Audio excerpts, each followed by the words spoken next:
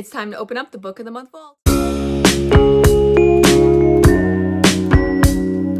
friends, welcome back to Pages in Chaos. And it is August, it is a new month, it is time to pick a new prompt from our little bag here. So if you're new here, this year I've been working on trying to get this shelf here as read down as possible. I have been a member of Book of the Month since 2016. That is 10 years. That is a lot. And yeah, I fell just a little bit behind. So every month I've been picking up prompts from this bag here. Mostly prompts are suggestions from you guys. And I've been picking a book and reading and vlogging all of my thoughts and either getting it off the shelves by putting it on my unhaul pile or keeping it as a book that I really enjoyed. Now, last month, if you saw my vlog and all of my information from last month, I actually did not pick a prompt from our bag here because it was Catch-Up-a-thon, which is run by Krista at Books and Jams and Amy at Amy's Bookish Life.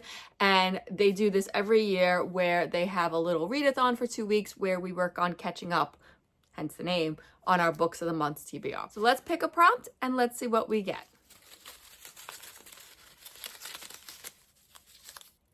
All right, let's see.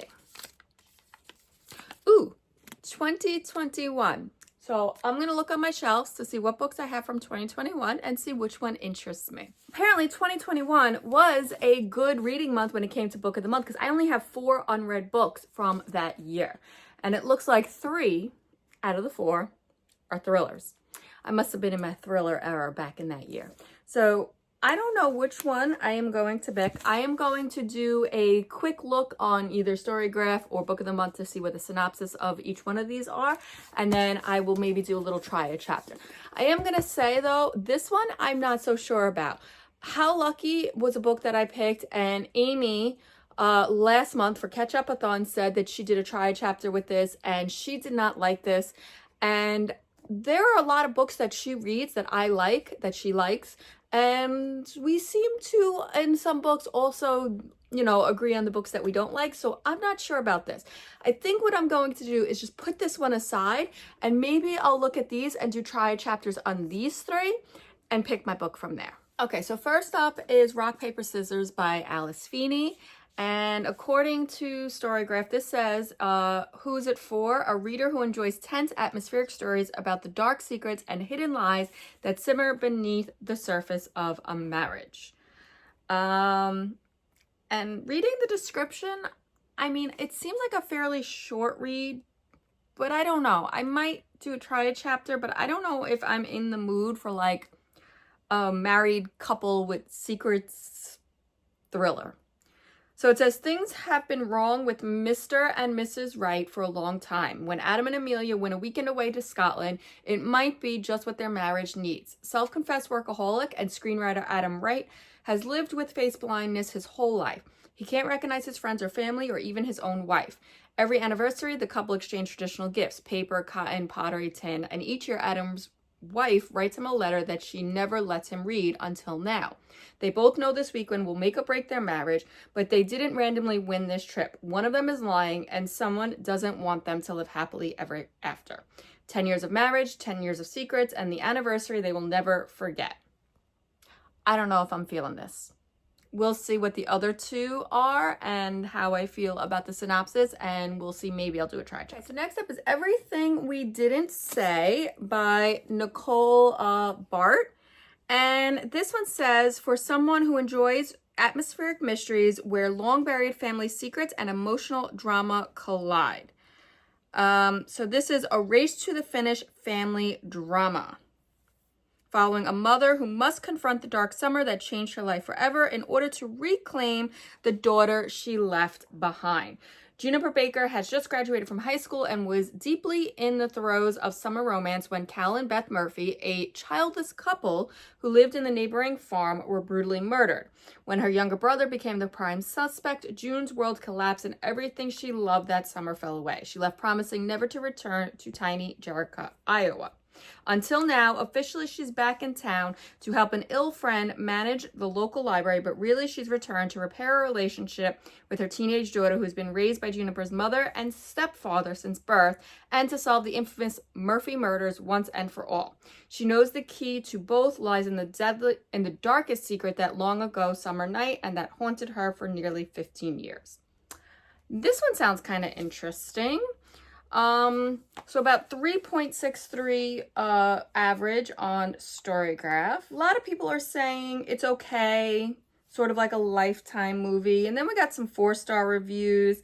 I'm going to do a try chapter of this and see what it's like. So the last book that I am considering is The Collective by Allison Galen, and it says no killer goes unpunished. So it says for readers who are drawn to suspenseful stories that explore the thin line between justice and vengeance. So looking at Goodreads, 3 of my friends have read this and rated this 4 to 4.5 stars. So that already is promising. And funny enough, all 3 of them are named Jennifer.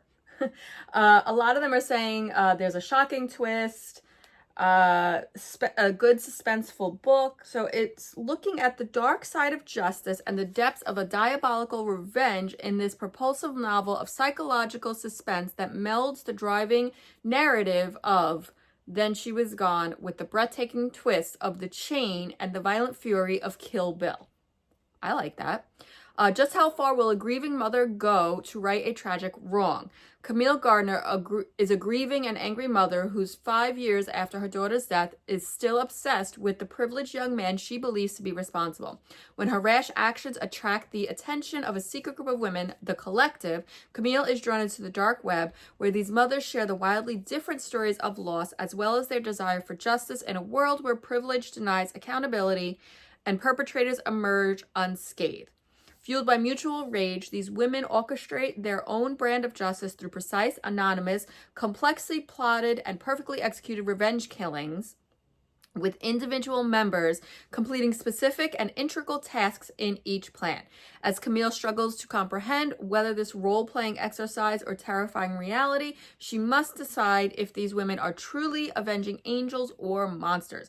Becoming more deeply enmeshed in the group, Camille learns the truths about the Collective and about herself that she may not be able to survive.